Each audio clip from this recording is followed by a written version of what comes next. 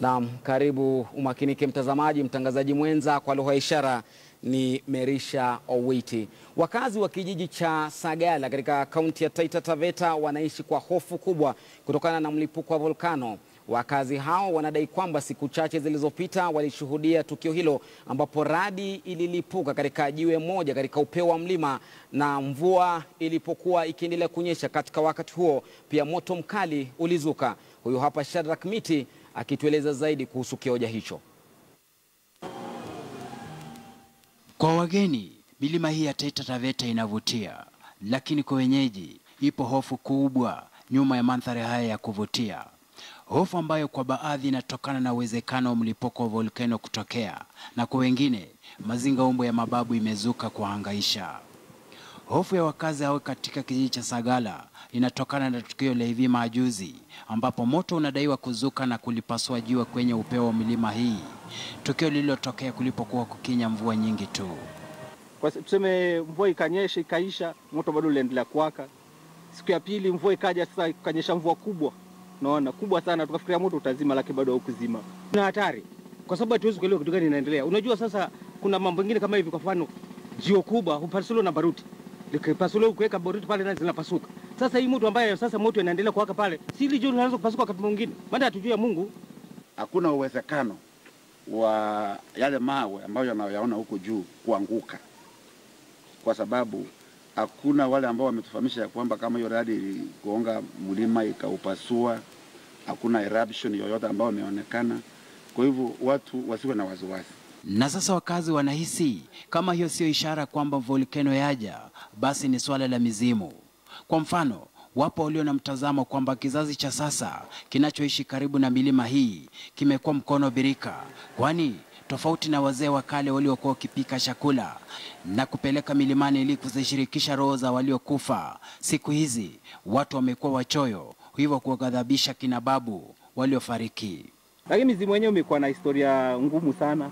Unaona, kuna wakati kama huwa wanakuja wanashika watu, walikuwa wakishika watu mtaani, wanawapeleka kule juu kwa ule mlima.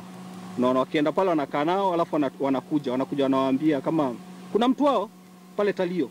Unaona, mama wao wanamfuata usiku, wanamuelezea tumeshika mtu wenu, tuko naye pale, after akimaliza 1 week tutamlisha chakula yetu na atageuka mzimu pia.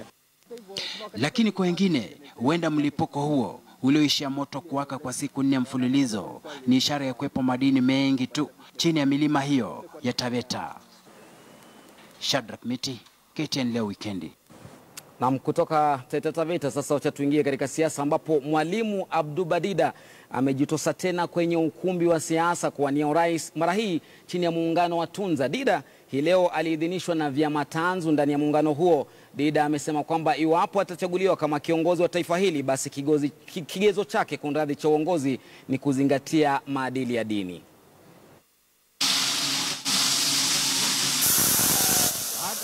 Baada ya kuwania urais kwenye uchaguzi mkuu uliopita na kujipatia kura zaidi ya 52,000, akiwabwaga vigogo wa siasa akiwemo aliyekuwa waziri Martha Karua, Mwalimu Abduba Dida ameonyesha ari ya kuongoza Kenya, mara hii akiwania kwa muungano wa Tunza, muungano unaojumuisha chama cha Alliance for Real Change ARK alichokitumia kwenye uchaguzi mkuu uliopita na chama cha Roots Party of Kenya. One thing I have for Kenya and one thing Tunza has for Kenya is we will want to know more about God. If you don't want that, go and give your elections and votes to other people. If I die today, I will tell God I told you. Dida ameafikia Profesa George Wajackoya kama mgombea mwenza, wote wawili wakidai azma yao kuu ni kubadilisha mustakabali wa Kenya kwa kutoa uongozi mbadala. In 1971 they are the same people. Now from there their children are taking over from them.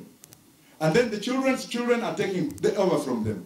Why can't we be wise enough and tell them, wacha tupatie huyu ambaye anajua kuchunga punda na kukamua punda, na anaweza kunywa hiyo maziwa.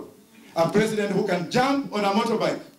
Kwa mujibu wa Dida, jinamizi la ufisadi ambalo limeliandama Kenya litatatuliwa tu kwa kuangazia mafunzo ya maadili mema ya kidini. When you are saying you constructed the road and there is nothing, the road is still there and millions of shillings have gone, does he see? Yeah? If you can't respect God who is with you, will you respect me?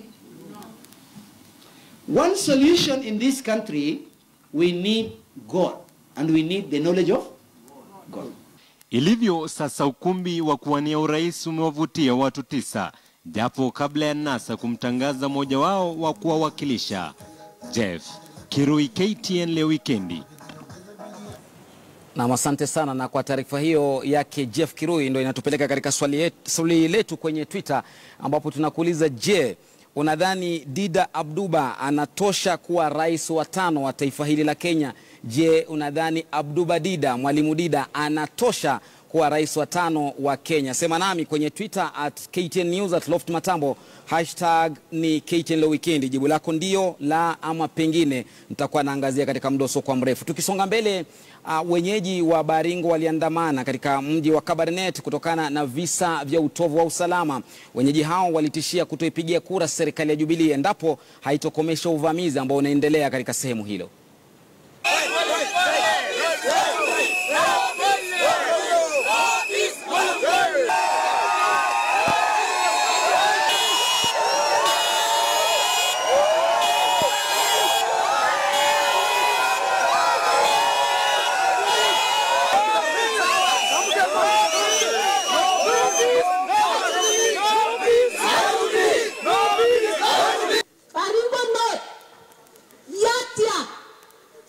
Tunataka kusikia sauti ya rais wetu. Kwa nini Huru wakisikia yuko maneno Baringo anatuma Ruto? Kwa nini yeye mwenyewe anakuja? Kwa nini kila siku? Because Honorable Kamama is the chair of the Parliamentary Committee on Security. Is it? Kamama must go. Kamama must go. Kwingineko, vurugu ziliugubika mkutano wa Jubilee huko Nakuru pale wafuasi wa gavana Kinuthia Mbugwa na mpinzani wake Lee Kinyanjui walipokabiliana ana kwa ana katika kijiji cha Tendwet, eneo bunge la Kuresoi Kusini. Tatizo lilianza pale mmoja wa wafuasi wake Lee Kinyanjui alipodai kwamba gavana Kinuthia Mbugwa hajafanya maendeleo yoyote. Ugavana wa Nakuru umewavutia wengi, akiwemo mbunge wa zamani wa Naivasha John Mutudho.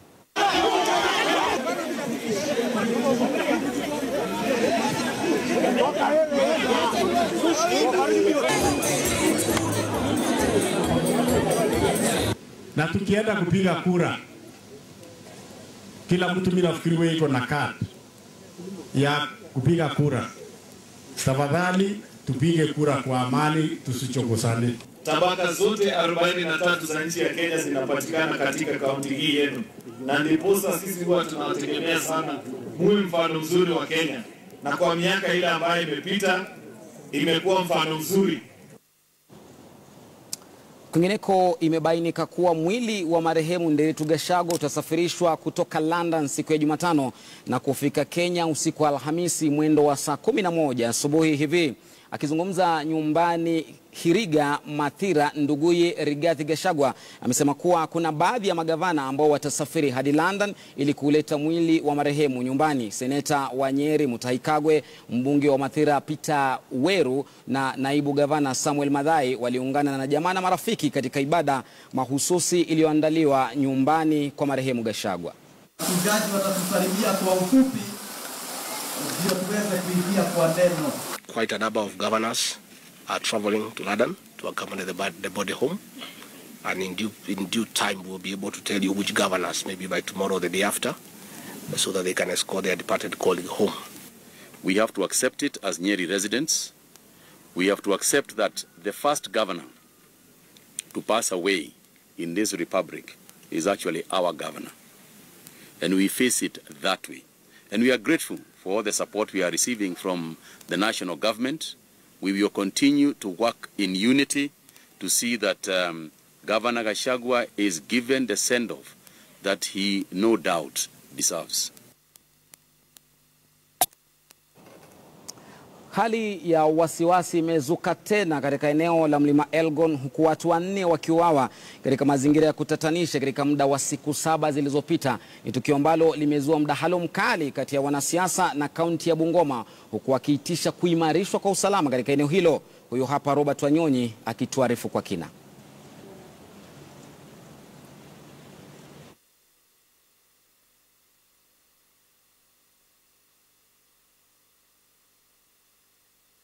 Mazishi ya mzee Jeremiah Haemba katika eneo la Chesikaki wilayani Mlima Elgon. Anadaiwa kuuawa na watu wasiojulikana wiki jana, hali iliyosababisha raia kuwakabili washukiwa 3 wa mauaji yake na kuwaua vile vile. Maneno ya kupoteza watu kwa njia yenye tumeona vile mzee Haemba ameenda. It is unacceptable to us as leaders. Wakati wewe kama mwanasiasa ama wanasiasa mnapatia vijana pombe, mnawaelewesha. Sio kwenda kupigia nyinyi makofi kwa mazishi, lakini kupigia kelele mimi nisiongee. Ni mauaji ambayo yamesababisha hali ya wasiwasi miongoni mwa wakazi wa Mlima Elgon. Baadhi ya wakazi wanadai kuwa huenda kundi la zamani la Sabaot Land Defense Force SLDF ndilo limehusika na visa vya hivi punde zaidi vya utepetevu wa usalama katika eneo hili. Kama ni Jubilee ashikwe na adhibitiwe kikamilifu. Kama ni ODM, kama ni nani ashikwe adhibiwe kikamilifu. Waachane hii mambo ya serikali kulala inaangalia chini. Alafu rais anatuambia mimi nitafanyaje. Lakini katika mahojiano tofauti, wanasiasa wametaja hali hiyo kama uhalifu wa kawaida, huku wakiitisha kuimarishwa kwa usalama katika eneo la Mlima Elgon ili kuzuia hali kurejelea kama ilivyokuwa kutoka mwaka 2006 hadi 2008, ambapo jeshi la Kenya lilizima kundi hilo na kumuua aliyekuwa kiongozi wake Wycliffe Matakwei. Mimi nimeambia serikali, mtu kujigamba ya kwamba yeye ndiye anajua sana mipango ya kupanga wale wahalifu, ni lazima haojiwe, tujue kama yeye ndio ana degree ya hiyo maneno, amepokea kutoka chuo gani. Hatua gani kama serikali mmechukua dhiki hao vijana, kwa sababu wanajulikana? Mwanasiasa Wycliffe Wangamati anayegombea kiti cha ugavana cha Bungoma amewataka viongozi wa eneo hilo kuridhiana katika kutafuta amani katika eneo la Mlima Elgon. Tunasi national government kupitia kwa county commissioner, tunawasi kwamba lazima watimize hii maneno ya security ya Mount Elgon, so that tukija kura mwezi wa 8 tarehe 8 tufanye kura kwa usalama. Wakati wa Kenya wanapojitayarisha kwa uchaguzi mkuu baadaye mwaka huu, eneo la Mlima Elgon huenda likawa eneo ambalo likatoa ushindani mkubwa miongoni mwa wanasiasa mbalimbali, na huku baadhi ya wanasiasa hao wakionywa dhidi ya kutoa semi ambazo huenda zikaashiria ukosefu wa amani katika eneo hili. Robert Wanyonyi, KTN leo katika eneo la Mlima Elgon. Na shukran sana Robert Wanyonyi. Mtazamaji, unaendelea kutazama taarifa za KTN leo weekendi, na kwa taarifa hiyo nitameza mate kidogo, lakini kumbuka katika taarifa moja ambayo tumeipiga tochi zaidi ni ile ya Teacher Dida ama Mwalimu Dida kutaka kuungano yao ya kisiasa mwaka uliopita. Kwenye makala ya Mwanamke Ngangari basi wiki hii, mwanahabari Cecilia wa Kesho anamwangazia mwakilishi wa kike wa kaunti ya Busia Florence Mutua.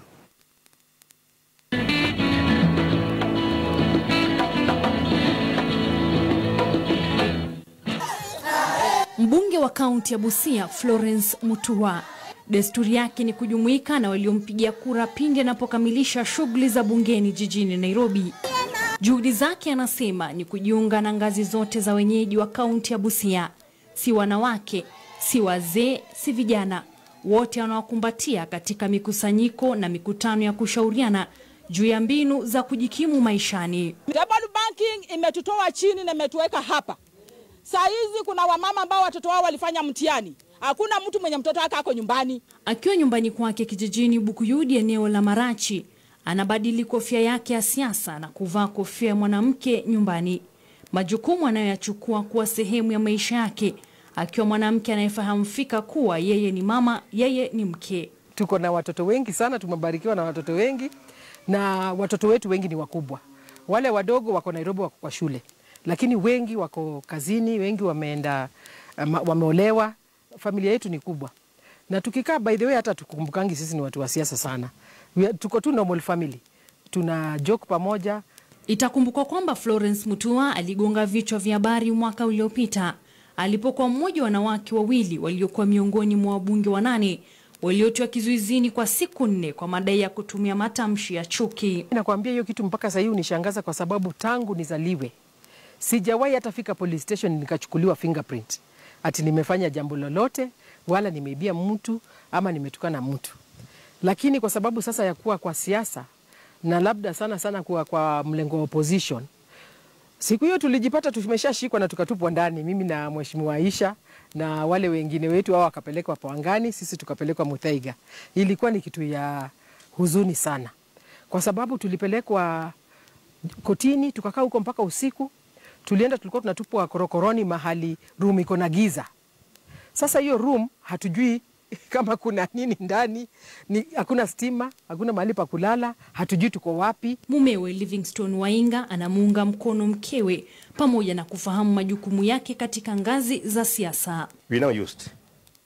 Mwanzo ndio ilikuwa ngumu, lakini sasa tushazoea. Najua kikuwa kitu kigeni. Mwanzo tulikuwa tunafikiria hii kiti ni ya Busia, atafanyia kazi Busia. Lakini ikatokea sasa ni Nairobi kwenyewe. Ikabidi sasa tuzoee because huko ndio tulikuwa tunaishi. Ni juzi tu ambapo mswada wa mama huyu aliye na umri wa miaka 49 ulionuia kutoa adhabu kali kwa washukiwa makosa ya kujamiana ulikosa kupita bungeni, lakini ameapa kuregesha bungeni kwenye bunge lijalo, akisema ndio suluhisho mwafaka kwa athiriwa dhuluma za ngono. Sitamuacha kabla kumuomba afafanue mizizi ya asili yake. Kwetu ni Vihiga, mamangu ndio Mkamba. Sasa hii jina ya Mutua nilipatiwa kwa familia ya mamangu as the first grandchild of that home. Watu wale wa Busia wanajua nyumbani, wale hawajui wanaongeanga vitu zao, lakini mimi nawaacha tu kwa sababu hiyo ni historia yangu. Bwanangu ndio anajua pale alipeleka mahari. Akiwa miongoni mwa wawakilishi wa kina mama nchini ambao wameamua kutetea nafasi yake ya wakilishi wa kaunti ya Busia, Florence Mutua ambaye pia ni mama na mke nyumbani, anataraji kwamba wawakilishi wa kaunti hii wataweza kumpa kura kwa mara nyingine tena. Cecilia Wakesho, KTN Leo Wikendi, makala ya mwanamke ngangari katika kaunti ya Busia.